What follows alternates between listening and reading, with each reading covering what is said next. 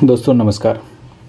आज हम लोग स्थानीय शासन व्यवस्था से जो संबंधित हमारा वीडियो सीरीज चल रहा है, जिसमें हमने दो स्थानीय सुशासन की बात कर ली है, जिसमें हमने मुंडाओं की बात की है, उसके बाद हमने उरांव की शासन व्यवस्था की बात की है और ये लगभग दोनों सिमिलर थे, इसीलिए हमने इनको साथ साथ में देखा था। अब हम लोग एक मुंडा मान की शासन व्यवस्था को देखने वाले हैं, जो थोड़ा सा डिफरेंट है, लेकिन कुछ चीज़ें इसमें भी आपको समान दिखेंगी। फिर भी इनको अगर देखा जाए तीनों को, तो तीनों ही अपने अपने प्रकृति में अलग हैं। तीनों का काम करने का तरीका लगभग सेम है, लेकिन इनके जो अधिकारी हैं उनका नामों में कुछ डिफरेंस आपको देखने को मिला होगा। तो इसी प्रकार से हम लोग आगे मुंडा मान की शासन व्यवस्था को देखने वाले हैं। और ये भी चूँकि आपको पता है JSSC में लगातार इन शासन व्यवस्थाओं से क्वेश्चन पूछा जाता रहा है और ये काफ़ी कन्फ्यूजिंग भी रहा है, इसीलिए इस सीरीज़ को लेकर हम आगे बढ़ रहे हैं ताकि आपका कन्फ्यूजन दूर हो और हम लोग आसानी से चीज़ों को क्लियर करते हुए चलें और एग्ज़ाम से पहले आप लगातार कई बार रिवीजन कर लें, जिससे आपको कोई कन्फ्यूजन ना रहे। तो चलिए मुंडा मान की शासन व्यवस्था की बात करें तो इसमें हम लोग जैसा कि देखते हैं कि ये जो शासन व्यवस्था है वो किस जनजाति से जुड़ी हुई है। तो आपको याद रखना है कि ये जुड़ी हुई है हो जनजाति से। पहला बात तो यही है, ठीक है। हो जनजाति से जुड़ी हुई है मुंडा मान की शासन व्यवस्था। नाम से लगता नहीं है, लेकिन आपको ध्यान रखना है मुंडा मान की शासन व्यवस्था ये हो जनजाति से जुड़ी हुई है।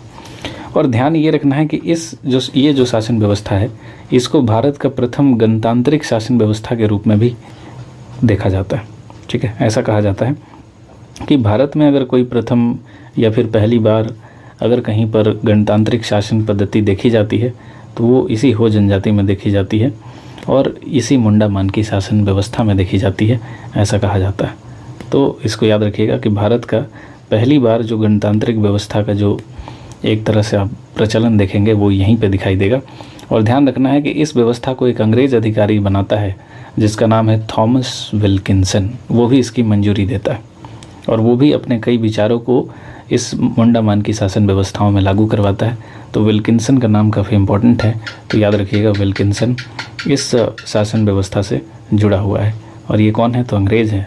और आप पता ही है आपको कि जो सिंहभूम वाला क्षेत्र है जहाँ पे हो जनजातियों की संख्या ज़्यादा मिलती है, उसी तरफ एक विल्किंसन रूल भी है जो लागू किया गया।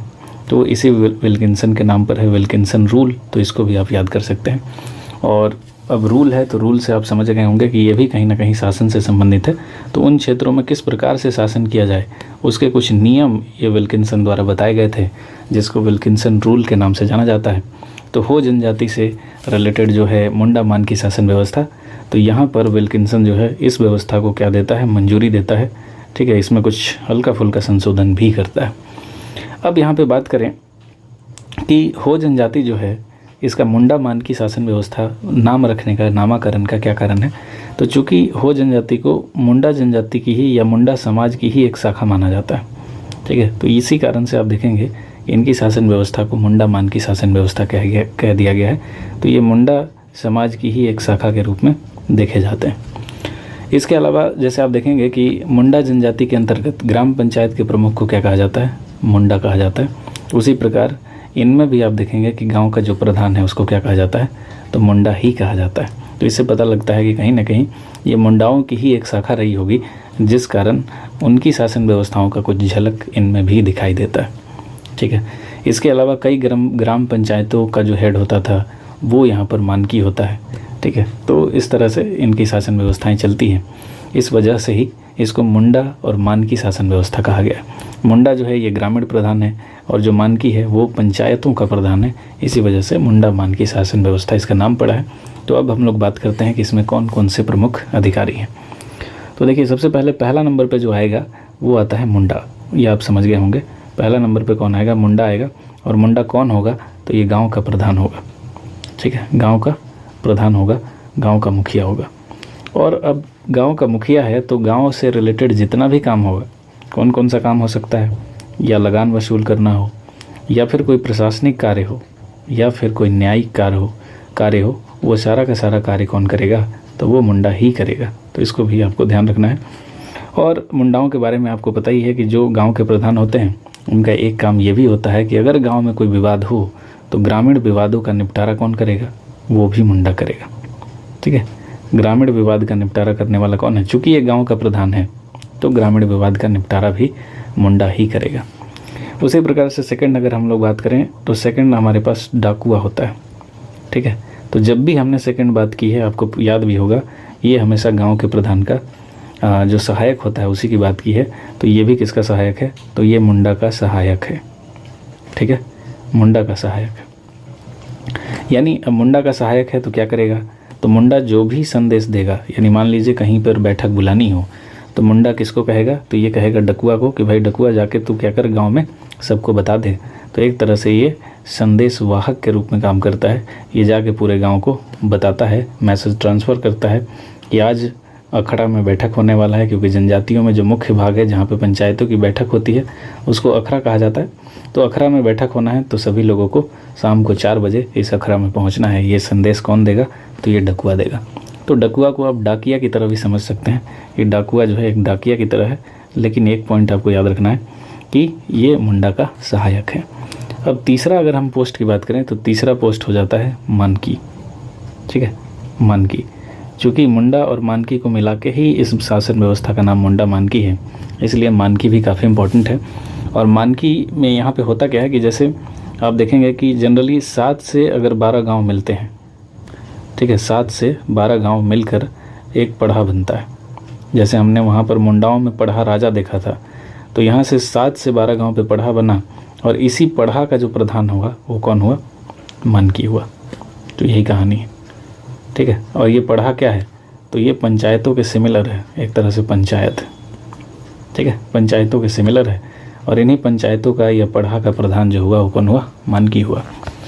तो मानकी द्वारा क्या किया जाता है कि जो भी सभा बुलाया जाता है, इसमें जितने भी, आप समझ रहे हैं कि ये ऊपर है, तो अगर ये कोई सभा बुलाएगा तो इसमें जितने भी मुंडा हैं, यानी जितने भी गांव के प्रधान हैं, सब आएंगे। इसके साथ साथ जितने भी डकुआ हैं वो डकुआ भी इसमें उपस्थित होंगे। ठीक है, तो यहाँ पे मैं लिख नहीं रहा हूँ, लेकिन आप समझ गए होंगे कि सभा अगर ये बुलाता है तो जितने भी इसके नीचे पोस्ट पर हैं वो सारे आएंगे, यानी मुंडा भी आएगा, डकुआ भी आएंगे। और इसमें अगर कोई भी मामला अगर फंसता है तो उसका निपटारा जो किया जाता है वो हमेशा सर्वसम्मति से किया जाता है। इसी वजह से इसको प्रथम गणतांत्रिक व्यवस्था भी कहा गया है।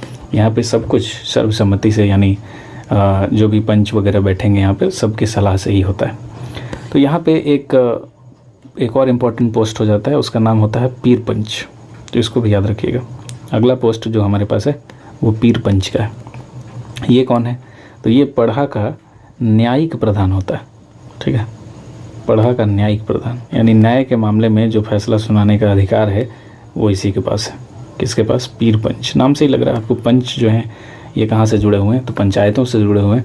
ये लोग क्या करते हैं? तो जनरली न्याय करते हुए आपको देखे जाते हैं।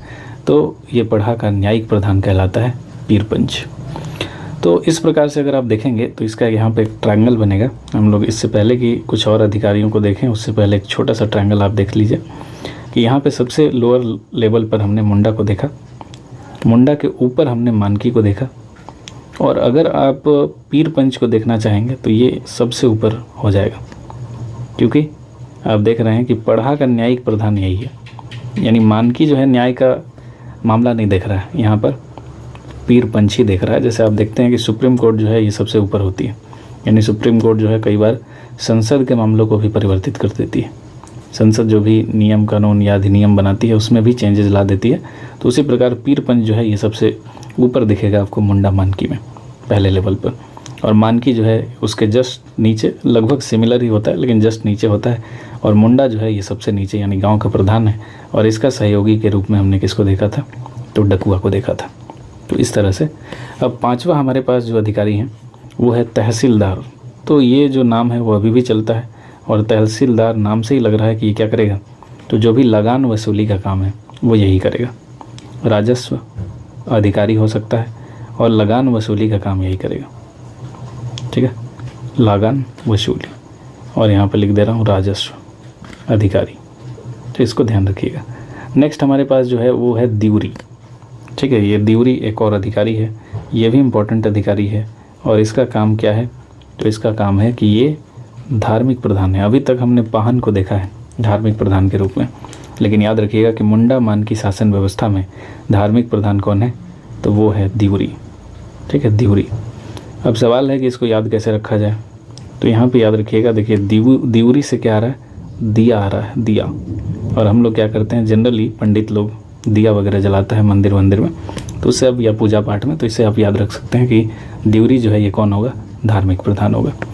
अब धार्मिक प्रधान है तो यहाँ से आप आसानी से अंदाज़ा लगा सकते हैं कि जो भी पूजा पाठ होगा या कोई पर्व त्यौहार होगा या फिर शादी विवाह होगा, ऐसे अगर कोई भी धार्मिक अनुष्ठान होंगे उनको संपन्न कराने का काम कौन करेगा, तो वो दिवरी करेगा।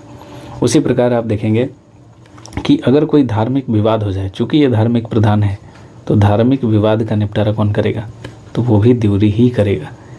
क्यों करेगा, क्योंकि ये धार्मिक प्रधान है। अब जो धार्मिक प्रधान है वही धार्मिक प्रधान मतलब मामलों का निपटारा करेगा। उसी प्रकार से इसका भी एक सहयोगी होता है दिवरी का, और इसको कहा जाता है यात्रा दिवरी। ठीक है, तो यात्रा दिवरी जो है ये कौन है, तो इसी का सहयोगी है। किसका सहयोगी है, तो नाम से ही आपको लग रहा होगा ये दिवरी का सहयोगी है। ठीक है, दिवरी का सहयोगी है। तो इस प्रकार से मुंडामान की व्यवस्था जो है, यह शासन व्यवस्था जो है, ये काफ़ी छोटी सी शासन व्यवस्था है, लेकिन आपके लिए इम्पोर्टेंट है क्योंकि एग्ज़ाम में यहाँ से क्वेश्चंस बनेंगे। तो उम्मीद करते हैं कि वीडियो आपको समझ में आया होगा, पसंद भी आया होगा। अगर पसंद आया तो लाइक कीजिएगा, चैनल को सब्सक्राइब कर लीजिएगा ताकि जो भी वीडियो हो वो आपको लगातार मिलता रहे। मिलते हैं अगली वीडियो में। Thank you so much.